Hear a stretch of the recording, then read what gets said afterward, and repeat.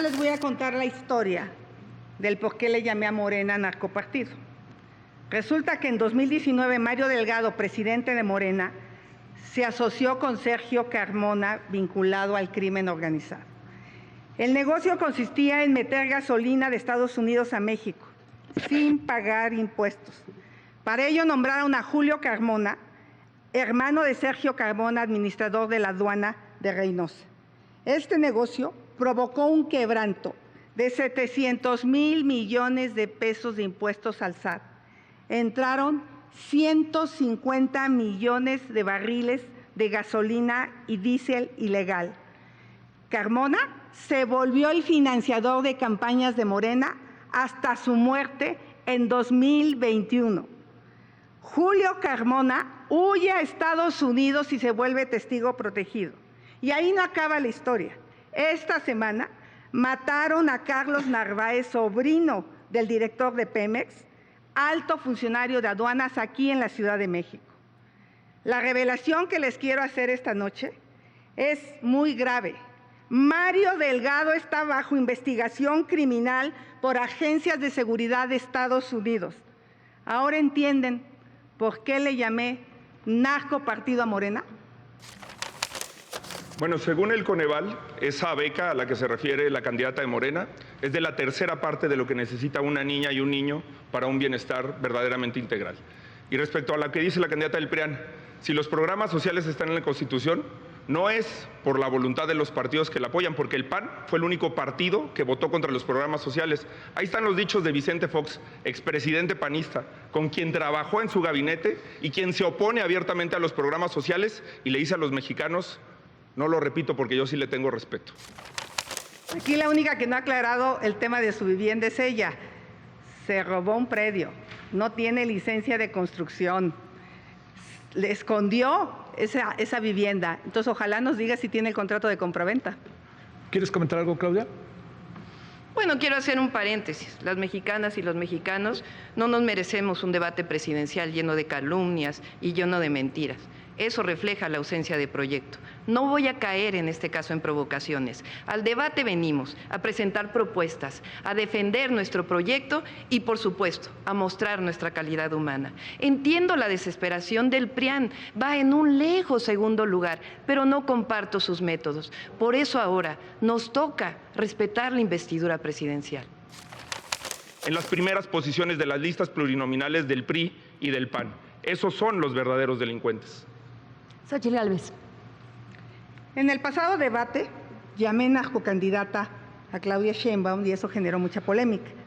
Quiero explicarle a millones de mexicanos por qué lo hice. Esto no es un apodo ni un insulto, sino es una descripción de hechos. En el libro de Anabel Hernández, una respetada periodista, aquí se establece que los testigos protegidos que tienen a García Luna en la cárcel, ese que tanto critica, son los mismos que aseguran haberle dado dinero al actual presidente para campañas políticas. Y en el último capítulo, llamado La Heredera, aquí dice claramente cómo la señora Sheinbaum y su secretario recibieron sobornos, recibieron droga. Eso lo dice el libro. Ella tendría que aclararlo. Y como me va a decir que presente la denuncia, pues ya la presenté. Les recordamos a la... Conmigo no se tienen por qué preocupar de cuál García es peor, si García Luna o García Harfuch. Conmigo, el que va a asumir la tarea de pacificar al país, de darle seguridad, de acotar la impunidad, es el presidente de la República. Es una tarea que no se puede delegar. Por eso, desde la Constitución, el presidente de la República es el comandante supremo de las Fuerzas Armadas. Por eso hay que honrar a las Fuerzas Armadas y hacer una estrategia en la que por la vía civil formemos una policía competente, una Policía Nacional de Caminos que recupere el control del territorio nacional, policías estatales que nos permitan aventajar en esta lucha contra la delincuencia con inteligencia, con estrategia, delimitando el universo criminal, pero también poniendo orden. ¿Qué necesitamos hacer? Darles capacidades y facultades a las policías y a los policías. En 2006, para validar una elección, que en realidad fue un fraude electoral, Calderón tomó una de las decisiones más terribles en nuestro país, la guerra contra el narco. La guerra quiere decir permiso para matar. Y puso al frente de esa guerra a un personaje siniestro, García Luna, que hoy está preso en los Estados Unidos. Llegó Peña Nieto y no cambió en mucho la política, siguió la guerra contra el narco, hasta que llegó el presidente Andrés Manuel López Obrador y cambió la política de declarar la guerra a construir la paz, que es una visión completamente distinta, que sí es atención a las causas y también cero impunidad. Fíjense nada más los datos de homicidios. En el 2007 había 8,867 homicidios. Para el 2018 había 36,000 homicidios. El presidente López Obrador ya inició esa baja de los homicidios. En 2023 hubo 29,000. De las cosas más imperdonables de esta administración es el abandono al sistema de salud. 50 millones de personas no tienen acceso a servicios de salud. Solo 3 de cada 10 niños menores de 2 años tienen las vacunas completas. Hay desabasto de medicamentos. Esa es la verdad. Pero lo más grave, los verdaderos científicos hace unos días acaban de hablar del pésimo manejo de la pandemia. De los 800,000 muertos, se pudo haber evitado la muerte de 300,000 personas, 300,000 personas que perdieron un ser querido por la ineptitud e incapacidad de este gobierno. Entonces, la ciudad que peor manejó la pandemia es la Ciudad de México. Eso está clara. Se perdieron 4 años de esperanza de vida. Reconócelo. En lugar de pedir el voto, deberías de pedir perdón. Ahora resulta que los dichos para meter a la cárcel a García Luna sí son válidos y cuando se trata de su gobierno no son válidos, sobre todo cuando se trata de ella. Yo aquí, por mí que García Luna esté en la cárcel, todo aquel que se ponga de acuerdo con el narco se tiene que ir a la cárcel, pero bueno, también sería muy importante que su superpolicía, Omar García Harfuch, le cuente toda esta historia de García Luna y decirte que, pues entonces, ¿cómo explicas el saludo con la mamá del Chapo? ¿Cómo explicas el que hayan liberado Ovidio? ¿Cómo explicas que la delincuencia se pasee por todo el país? El país esté incendiado por culpa del pacto que tienen ustedes con los delincuentes. No solamente somos los 130 millones de personas que vivimos acá, somos también los 40 millones de mexicanas y de mexicanos que viven en todo el mundo. Voy a ser un presidente que defienda a las mexicanas y a los mexicanos en donde estén. Y para eso hay que hacerlo con congruencia. Para exigir respeto en la frontera norte, hay que respetar los derechos humanos en la frontera sur. Dejar de ser el patio trasero de los Estados Unidos. Esa falta de dignidad fue la que llevó a Felipe Calderón a declarar la guerra contra las drogas. Esa guerra dejó horror y fosas en México y a Estados Unidos lo llenó de opioides, de fentanilo, de precursores químicos. Hasta el propio presidente Biden ya ha rectificado sobre el tema. México necesita firmeza e inteligencia en su relación con los Estados Unidos, más si llega un racista como Trump al poder. A Trump, Peña Nieto lo recibió y le hizo campaña, una vergüenza. Por eso necesitamos una nueva actitud, una nueva política exterior profesional, inteligente y firme en la defensa de los intereses de México. México es un país de 170 millones de habitantes divididos por un río. Aprovecho para saludar a mis compatriotas que están en el estado 33 en la Unión Americana y a los que viven en otras partes del mundo. La política migratoria de Morena es hipócrita. La 4T se dobló ante Donald Trump aceptando la devolución de migrantes de otros países sin exigir al menos que hubiera una regularización de nuestros compatriotas que viven en Estados Unidos. Dejaron morir a 40 personas en una estación migratoria en Ciudad Juárez por ineptos. Son tan irresponsables que hoy en Chiapas, producto de su falta de control de la frontera, están a merced de criminales que trafican con personas. Hoy la política migratoria la define el crimen organizado. Nosotros vamos a demandar un programa de regularización para los migrantes en Estados Unidos. Vamos a ampliar el programa de trabajadores con los Estados Unidos, dotar de recursos a los consulados. Es increíble, lo dicen pero no lo hacen. Pero sobre todo, lo que digo, dar visas de trabajo a quien se les tengan que dar y fortalecer la frontera sur. Con el nearshoring, con la relocalización de las inversiones de Asia al sur de los Estados Unidos y a México, podemos lograr, y lo vamos a hacer en el México Nuevo, que México sea una de las 10 principales potencias económicas del mundo. Lo vamos a hacer porque vamos a desplegar en todo el mundo al servicio exterior mexicano, a las mejores y a los mejores profesionales de este país que se han formado en un servicio exterior de carrera para hacer alianzas en todo el mundo. Las embajadas van a dejar de ser un refugio para delincuentes, para exgobernadores corruptos como los que hoy el PRI y el PAN, en contubernio con Morena, han puesto en diversos países. También es importante que seamos congruentes.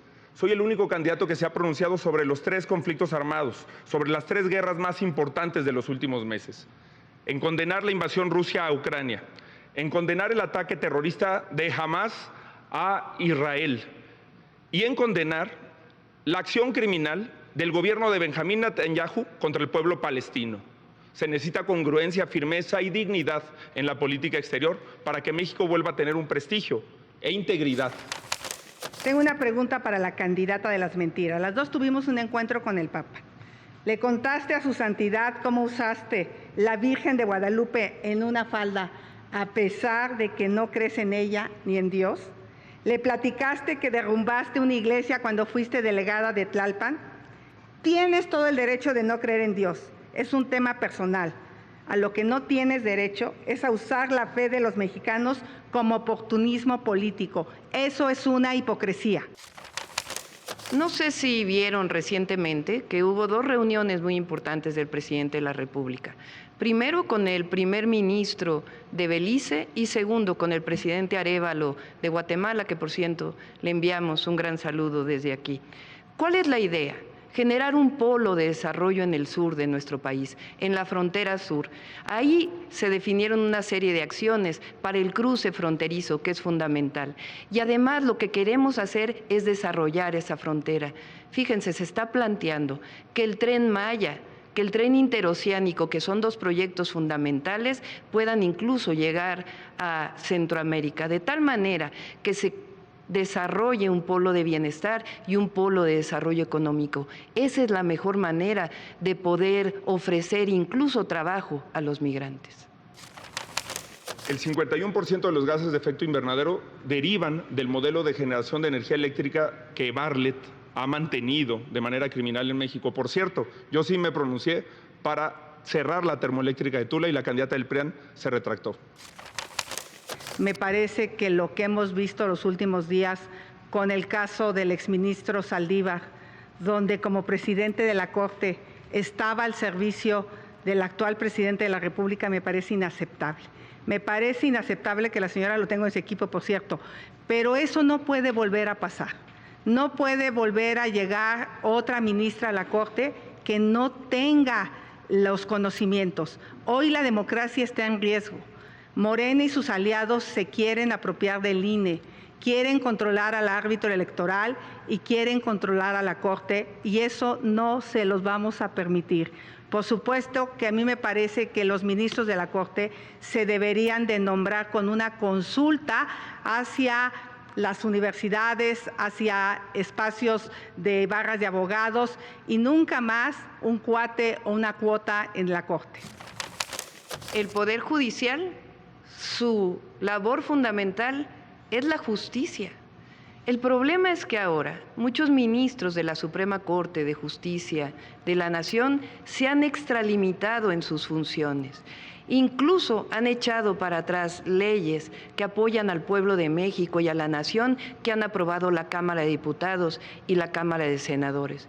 Y bueno, vamos a tener que decirlo, perdón, pero la presidenta de la Suprema Corte de Justicia de la Nación, amagando a los magistrados del Tribunal Electoral para reunirse en lo oscurito con Alito, eso no es división de poderes. Lo que nosotros queremos es una Suprema Corte de Justicia de la Nación, un poder judicial que responda a la nación y que responda a los intereses del pueblo de México y que haga su función y no se dedique a las politiquerías. De Putin, En esos países realmente es un trámite. La soberbia es un pecado que se paga en vida. Bueno, ya sé que ella no cree en los pecados, pero la verdad de las cosas, yo no estoy de acuerdo. El próximo 2 de junio, los mexicanos van a tomar la decisión. No es un trámite, señora Sheinbaum, y eso me parece grave que usted se atreva a decirlo, no sé qué información tenga. Y por otro lado, el caso de Saldívar es lamentable. Él presionó a magistrados, a jueces, para cubrir temas de corrupción. Cuando vemos los casos por los que cambiaron los votos, me parece grave que lo siga teniendo en su equipo. Es parte de la corrupción, ella con él. No solamente de los gobiernos de coalición, yo en general creo que es mejor un sistema parlamentario que distribuye mejor el poder, que es más justo, que es más representativo del sentimiento de una nación, un sistema de representación pura como el parlamentario, y ese es el que da lugar a mejores gobiernos de coalición.